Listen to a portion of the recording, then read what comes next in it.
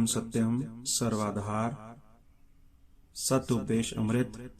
विषय सही ईश्वर अनुराग कैसे पैदा हो।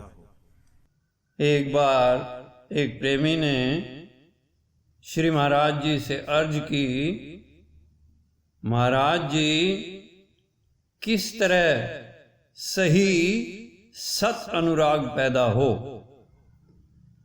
इसके मुतल्लक आप दयालता फरमावें।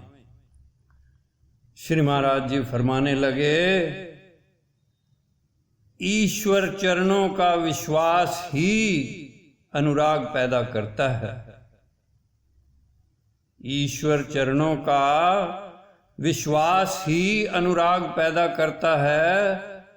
संसार से उपरामता और उपरसता वैराग लाती है। ये सद्भाव एक दूसरे से संबंध रखते हैं।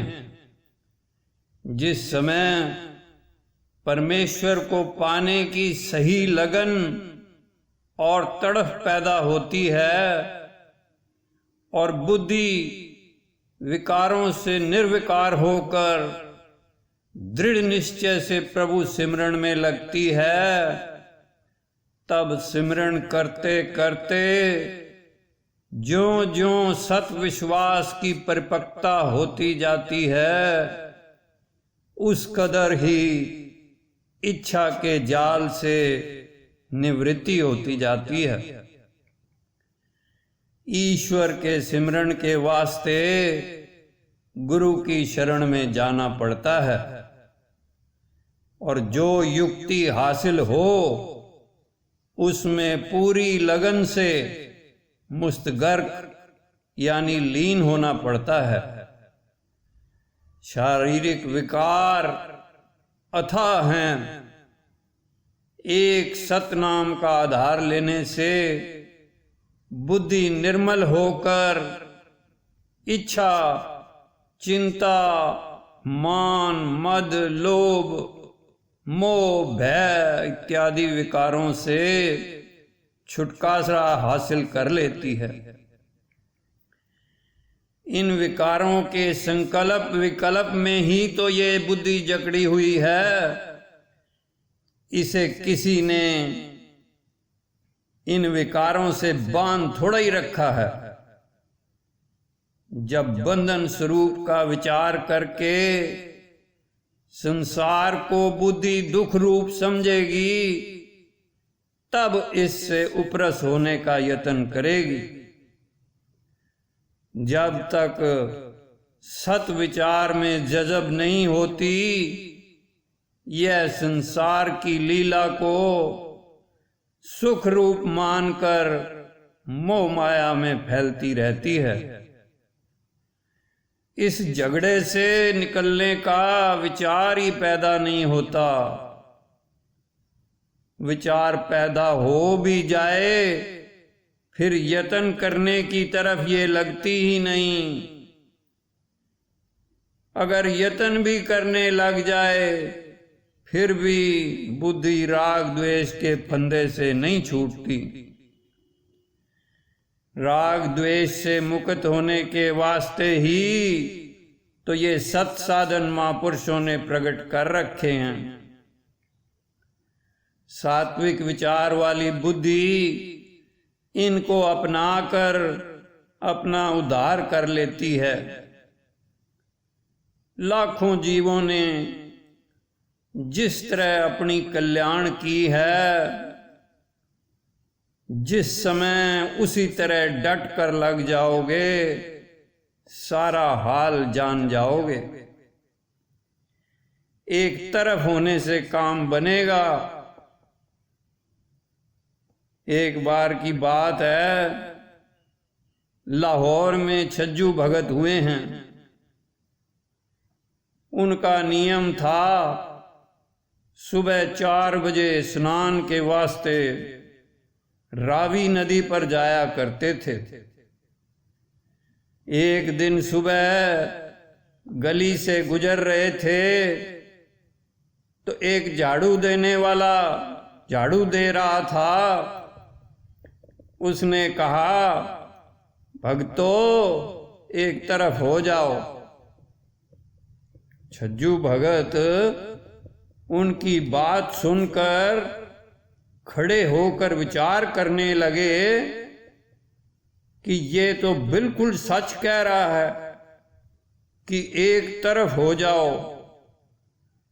संसार और करतार दोनों तरफ की प्रीति इकट्ठी नहीं चल सकती।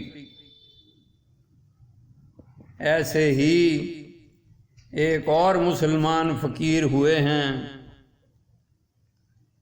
एक बार वो अपने लड़के को गोद में लेकर प्यार कर रहे थे। बच्चे ने कहा, क्या आप मेरे से प्यार करते हैं? तो बाप ने कहा, हाँ बेटा। इतना उस लड़के का कहना था कि उस फकीर की आंखें खुल गई। सोचा, ये बच्चा तो मुझे ज्ञान दे रहा है, ये खुदा खुद मुझे बेहोशी से बाहोश कर रहा है। उसी घड़ी बेटे को गोदी से उतार दिया और इबादत इलाही में मसरूफ हो गए। श्री महाराज जी आगे फरमाने लगे, ये जीव चाहता है संसार के सुख भी ना छूटें, पलंगों पर बैठे हुए रब भी मिल जाए। अगर कादर को समझना चाहते हो तो कुदरत से मुंह मोड़ लो। बेशक सारी कायनात उस मालिक की बनाई हुई है, उसका प्रतिबिंब यानी अक्स है, लेकिन इसकी प्रीति बंधन दर बंधन में जकड़ने वाली है। यत्न करते करते जिस समय अपने अंतर्विखे निर्बंध अवस्था को अनुभव करोगे, खुद ब खुद सारा भरम जाता रहेगा। जल थल में उसके प्रकाश को ही पाओगे। ये मसले बातों से हल नहीं होते। आजकल बातूनी ज्ञान ने सही पुरुषार्थ को खत्म कर दिया है। पहले ऋषि मुनि क्या पागल थे जो सुखों को त्याग कर घोर जंगलों में कई कई वर्ष तक जंगली फल फूल सेवन करके शरीर को सुखा देते थे। तप करते करते मिट्टी उनके ऊपर जम जाती थी, मगर उन्हें पता नहीं लगता था कि क्या हो रहा है।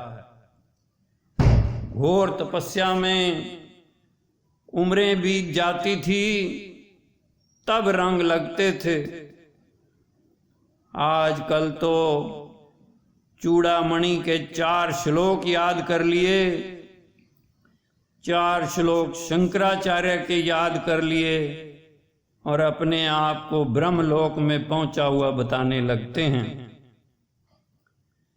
इस कथनी विवेक ने रहसा सदाचार भी नष्ट कर दिया है। रीसें तो राजा जनक की करते हैं। राजा जनक की मिसालें देनी तो आसान है, लेकिन उनके जैसा तप और त्याग तो कोई करके दिखाए। उसके बाद फिर कोई जनक जैसा पैदा नहीं हुआ। सत विचारों की गहराई में जाना चाहिए। करने योग जो बात है उसे दृढ़ता से पकड़ो। इस आखिरी अवस्था में जिस कदर ध्यान हो सके करके अपना उद्धार कर लो। गुरु अमरदास सिख पंथ में हुए हैं।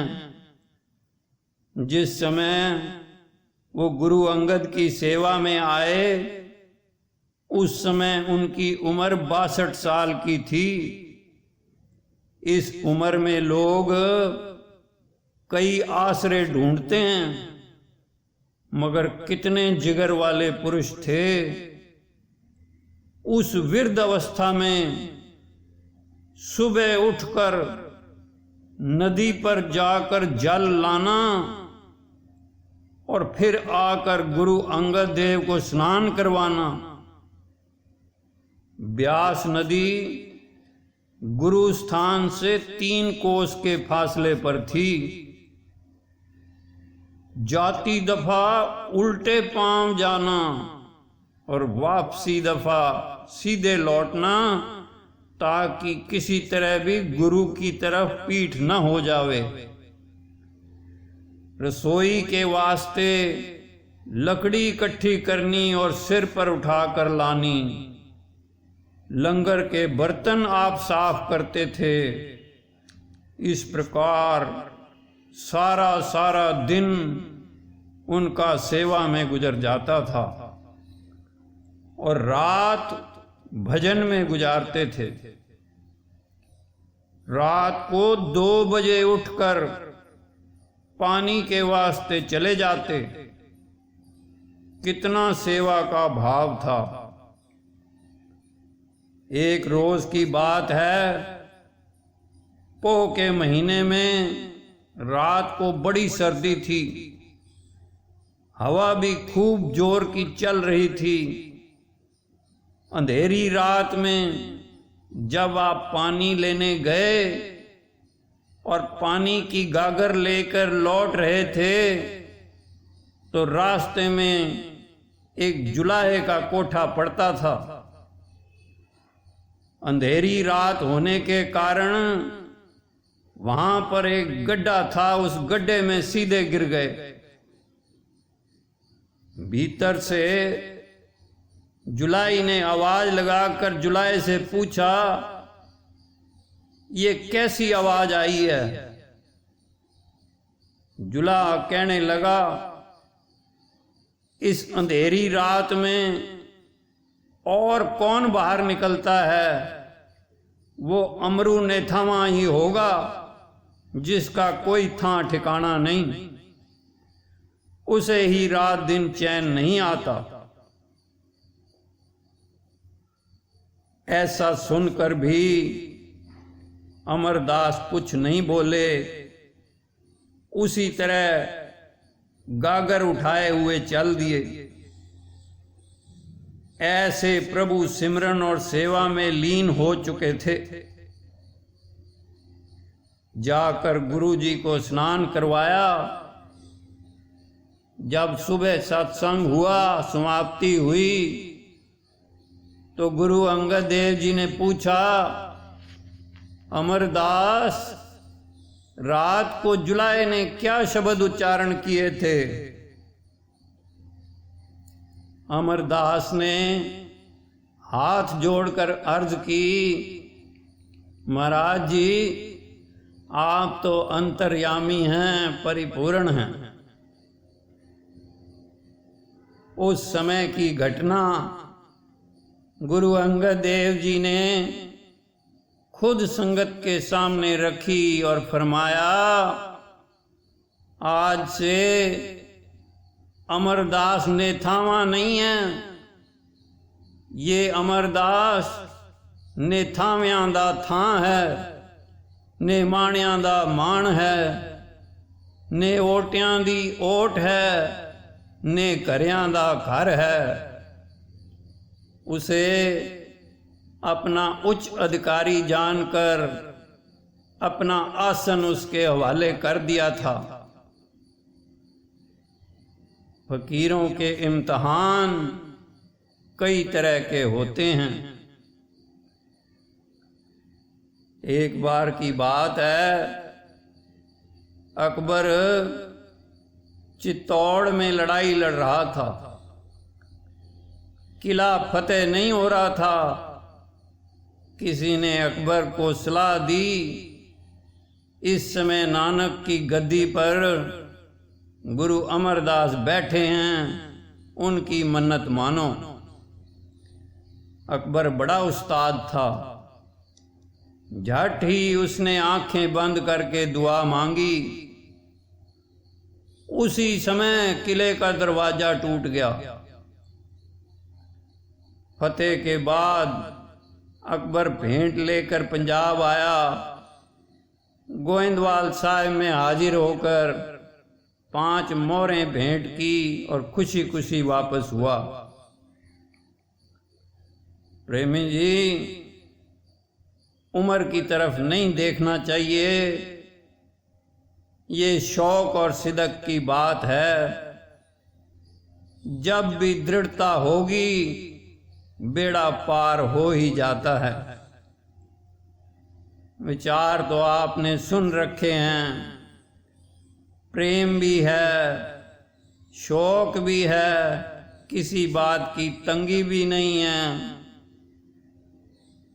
जब निश्चय करके शुरू हो जाओगे तो फिर आनंद आएगा।